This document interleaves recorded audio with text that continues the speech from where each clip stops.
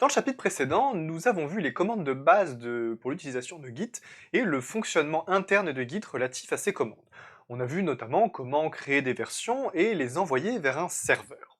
Dans la fin du chapitre précédent, on a vu qu'il pouvait y avoir des scénarios problématiques dans lesquels plusieurs développeurs ayant travaillé en parallèle avaient des problèmes pour envoyer leur nouveau travail vers le serveur ou pour récupérer les dernières versions depuis un serveur.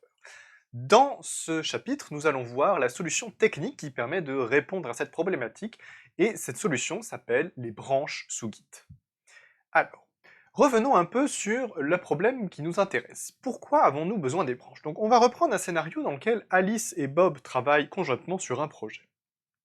Alice a d'abord commencé par travailler sur ce projet en créant un système de listes, par exemple en langage C.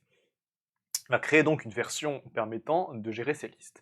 Puis, il va, basé sur ce système de listes, basé sur cette structure de liste, créer un certain nombre de lignes de code qui lui permettent de créer des graphes, et créer une nouvelle version qu'il sait être buggée. Il continue, il va débugger son code et tout envoyer sur le serveur. Pour l'instant, tout va bien.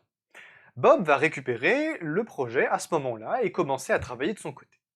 Alice continue également à travailler et va décider de faire un refactoring, c'est-à-dire il va choisir de changer son implémentation des graphes pour qu'elle ne soit plus basée sur un système de liste, mais sur un système de matrice à deux dimensions.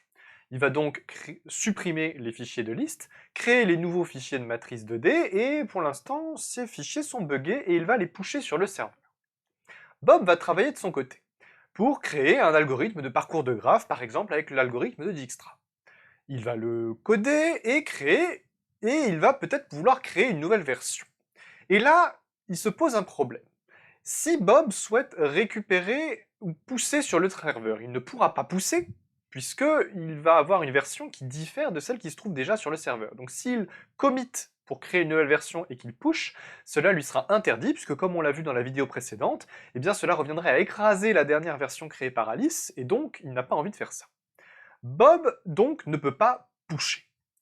Bob n'a pas envie de pouler non plus. Il n'a pas modifié du code auquel Alice a apporté des modifications, il n'y a donc pas conflit entre les modifications de Bob et celles d'Alice. Et donc, Bob pourrait faire un pull, et avec le mécanisme de fast forward, il pourrait récupérer le dernier code du serveur et construire son Dijkstra directement dessus. Sauf qu'il a communiqué avec Alice et qu'il est au courant que le commit qui est actuellement le dernier commit sur le serveur, a un bug. Et donc, s'il pull ce code-là, il sait qu'il va devoir continuer à travailler avec un bug. Donc, ça n'intéresse pas Bob non plus. Eh bien, les branches vont nous permettre, de manière efficace, de répondre à ce genre de problématique et de permettre à plusieurs développeurs de travailler en parallèle sur un projet conjoint. Alors, les branches, comment vont-elles fonctionner? Eh bien, notre flux de développement va changer un petit peu par rapport à tout à l'heure. Alice, quand il va commencer à développer son nouveau système basé sur des matrices 2D et non sur des listes, il va créer ce qu'on appelle une branche. C'est-à-dire qu'il va créer un nouveau chemin de version dans l'arbre de version qui diverge de chemin unique que nous avions jusque-là. Et donc là, il crée une nouvelle branche dont les flèches sont bleues, qui a pour parent la dernière version de la branche principale, mais qui part dans une branche séparée.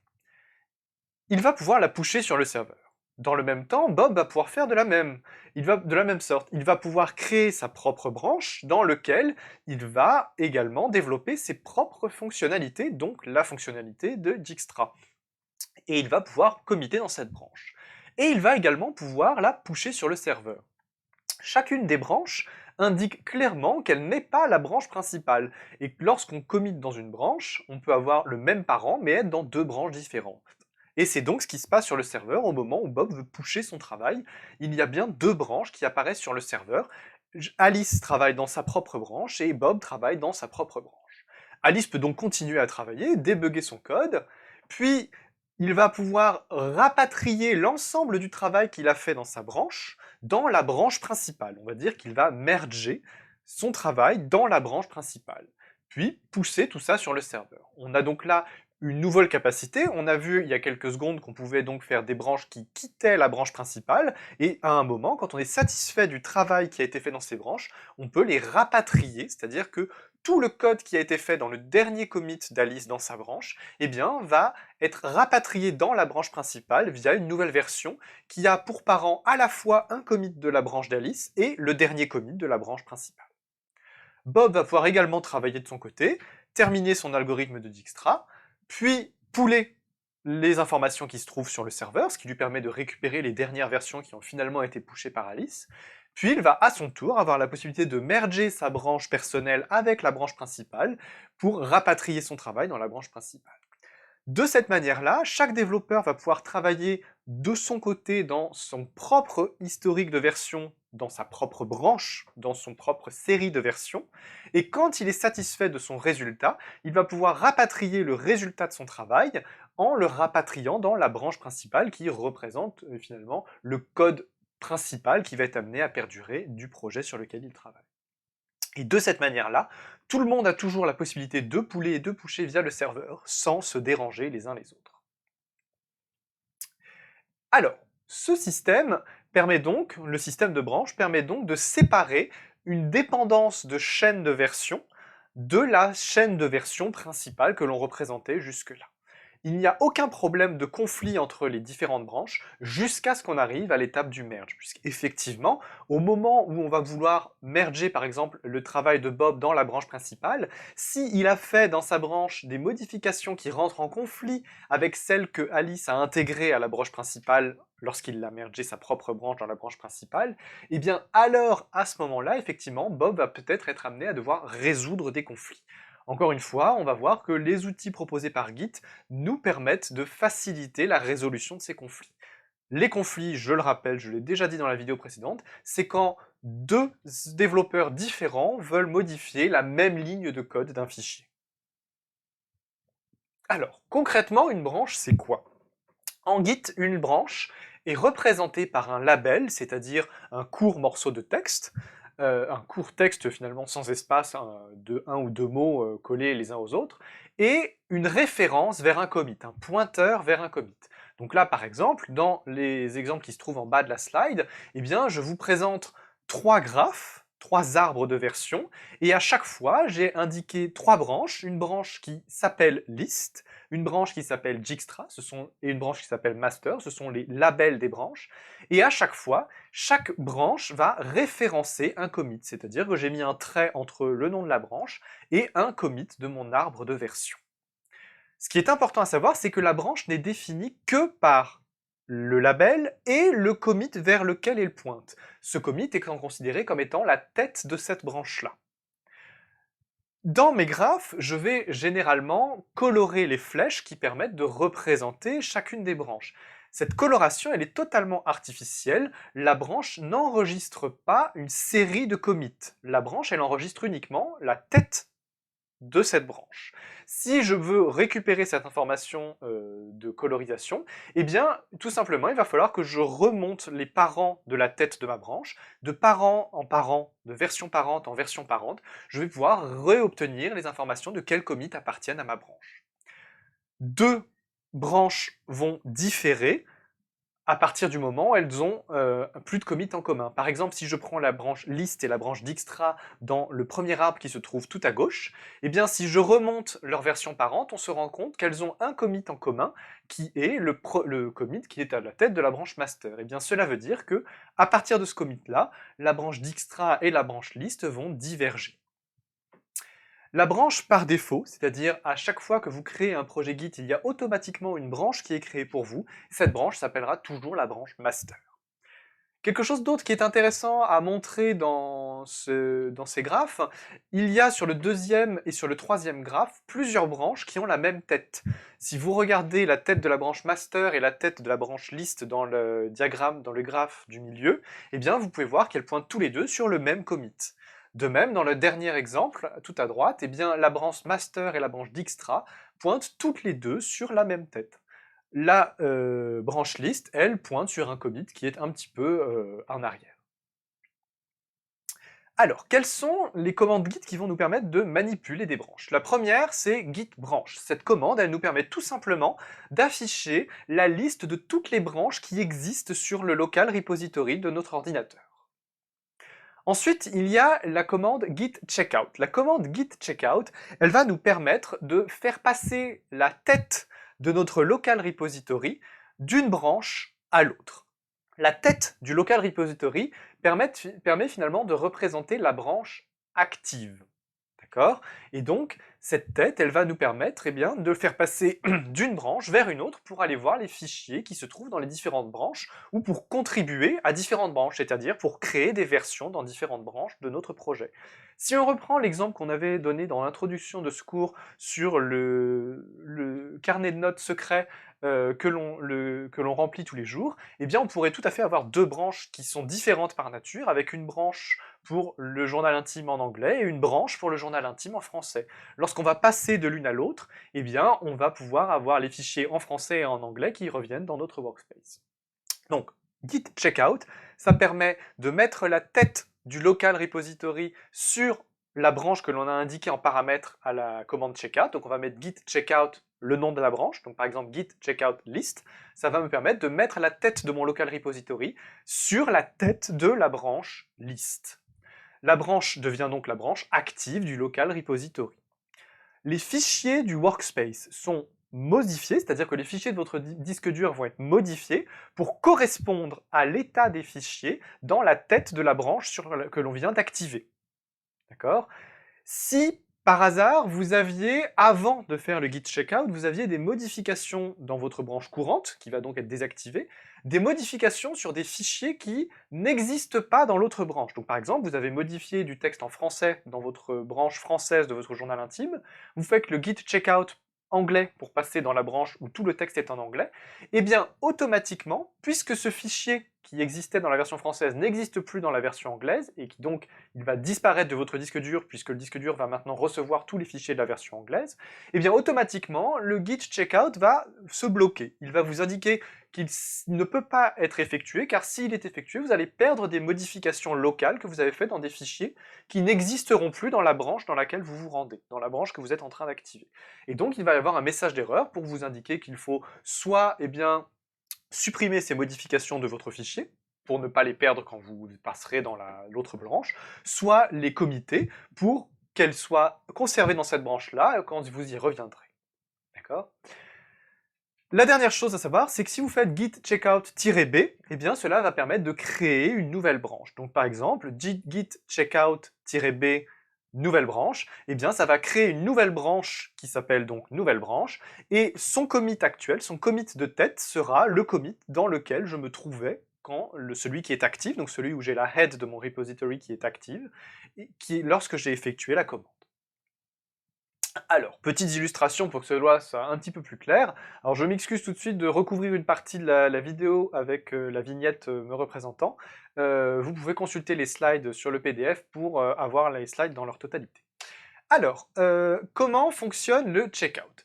Je vous ai présenté sur cette slide un arbre de version dans lequel vous avez trois branches, la branche master, la branche list et la branche Dijkstra.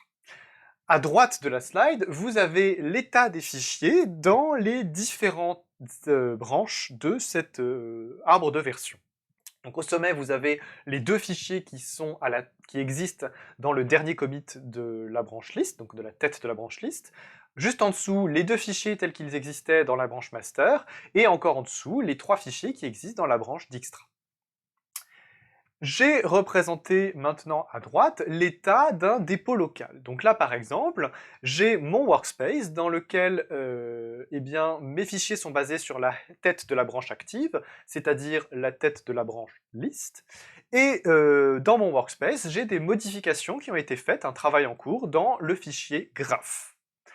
Lorsque je vais faire la commande git checkout Dijkstra, eh bien, automatiquement, la tête de mon local repository va passer sur la tête de la branche Dijkstra, et les fichiers de mon workspace vont être modifiés, c'est-à-dire que les fichiers sur mon disque dur vont être modifiés pour correspondre aux fichiers tels qu'ils sont dans la tête de la branche Dijkstra. Le fichier graph qui a été modifié dans mon workspace existe également dans, la branche Dijkstra, et donc les modifications qui existaient dans le fichier graph avant de faire le git checkout Dijkstra dans le fichier graph avant de faire le git checkout d'Extra, eh bien ces modifications, elles y restent. Si ces modifications avaient été faites dans le fichier 2D matrix, eh bien dans ces cas-là, le checkout n'aurait pas pu se faire, j'aurais eu un message m'empêchant de changer de branche, jusqu'à ce que les modifications dans le dossier 2D, dans le fichier 2D matrice soient soit committées, soit supprimées. Alors, pour manipuler les branches, il y a une autre commande très importante, c'est la commande git merge. La commande git merge, elle va permettre de rapatrier une autre branche dans la branche active. J'insiste, vous êtes actuellement dans une branche donnée, vous faites git merge d'une autre branche, et ce qui va se passer, c'est que le contenu, les commits à la dernière version de cette autre branche, et tout l'historique des commits, des changements qui ont été faits dans la branche, va être rapatrié dans la branche qui est actuellement active. D'accord ? S'il y a des conflits, s'il y a des modifications conflictuelles entre celles que vous avez dans votre propre branche et les modifications qui ont été faites dans la branche dont vous tentez de rapatrier les modifications, eh bien dans ces cas-là, il y a un système de résolution de conflits qui va s'offrir à vous. C'est-à-dire que le git merge va vous mettre un message d'erreur vous disant tel fichier a un conflit entre la version locale et la version distante, vous allez pouvoir ouvrir le fichier en question et il va vous présenter très facilement, de manière très lisible, les modifications que vous avez faites de votre côté, les modifications qui ont été faites dans la branche distante, et vous allez avoir la possibilité de choisir les modifications que vous voulez conserver. Une fois que vous avez choisi les modifications que vous voulez conserver, eh bien vous pouvez faire un git merge continue, et le processus de merge va se terminer. Si vous souhaitez ne pas résoudre le conflit et annuler le processus de merge, vous pouvez faire un git merge abort, et dans ces cas-là, le processus de merge va s'arrêter. Un commit de merge est créé, c'est-à-dire que quand vous faites git merge, automatiquement, il y a un nouveau commit qui se crée dans la branche active, qui permet de représenter la nouvelle version, qui représente le rapatriement du travail des différences de la branche distante dans la branche courante. Dans certains cas particuliers, on peut faire également un fast forward, je vais l'illustrer juste après. Alors, le git merge, comment fonctionne-t-il? Vous avez de présenter sur cette slide un arbre de version qu'on connaît déjà puisqu'on l'a vu dans les slides précédentes. La branche active actuellement, c'est la branche master. Je le sais puisque la head de la branche master se trouve, la head de mon local repository se trouve actuellement sur la branche master. Je vais faire la commande git merge list. Et donc je vais merger le contenu de la branche list dans la branche master. Alors, si je fais ça, le comportement par défaut, eh bien c'est donc de merger le travail de la branche list dans la branche master et de mettre à jour la tête du local repository pour qu'elle aille sur le nouveau commit résultant. Dans ce cas de figure précis, la branche master est un prédécesseur, est une branche parente de la branche list. Finalement, la branche list n'a jamais divergé de la branche master, elle a seulement construit des choses par-dessus. Et donc, automatiquement, il y a le fast forward qui se met en place, et les deux commits de la branche master sont directement intégrés dans la ligne de la branche list, sont directement intégrés dans la ligne de la branche master, et la head de la branche master est mise à jour. Si je n'avais pas voulu que ce fast forward arrive, j'aurais pu utiliser l'option noff, qui veut dire no fast forward. Donc j'aurais pu taper git merge -noff list. Dans ce cas-là, j'indique à Git que je souhaite merger le contenu de la branche list dans la branche master, mais je veux obligatoirement créer un nouveau commit qui est pour parent à la fois le dernier commit de la branche master et le dernier commit de la branche list. Et dans ces cas-là, c'est ce qui se passe, si on a l'arbre de version résultant tout à droite de la slide, où j'ai effectivement un nouveau commit qui a été créé cette fois-ci, et qui me permet de représenter une nouvelle version qui va rassembler à la fois les dernières modifications de la branche list et les dernières modifications de la branche master, qui n'avaient jamais fait d'autres modifications depuis que la branche list avait divergé.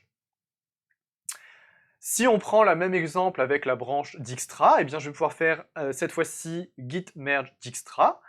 Qu'est-ce qui va se passer? Eh bien là, il n'y a pas de fast forward possible, puisque entre le dernier commit de la branche active, c'est-à-dire la branche master, et le dernier commit de Dijkstra, eh bien il y a une divergence, c'est-à-dire qu'ils ont des prédécesseurs différents, donc là je ne peux pas faire de fast forward. S'il n'y a aucun conflit, c'est-à-dire si les fichiers modifiés sont complètement différents dans la branche active, la branche master, et la branche Dijkstra, eh bien dans ces cas-là, automatiquement, il y a un nouveau commit qui est créé, qui rassemble les modifications qui ont été faites dans les deux branches depuis leur divergence. S'il y a des conflits, dans ces cas-là, le processus de merge va s'arrêter en cours, il va me mettre un message d'erreur me disant qu'il y a des conflits, me laisser la possibilité de les résoudre. Je vais soit les résoudre et faire un git merge continue, soit ne pas les résoudre et faire un git merge abort, ce qui me permettra de revenir dans l'état précédent. Ceci termine le court chapitre sur les branches. C'est un chapitre que vous mettrez largement en pratique dans le TP. Vous allez voir en travaux pratiques comment créer des branches, comment les merger sans conflit, comment les merger avec des conflits et quels outils vous pouvez utiliser pour résoudre ces conflits. Dans le prochain chapitre, nous parlerons de l'écosystème qu'il y a autour de Git.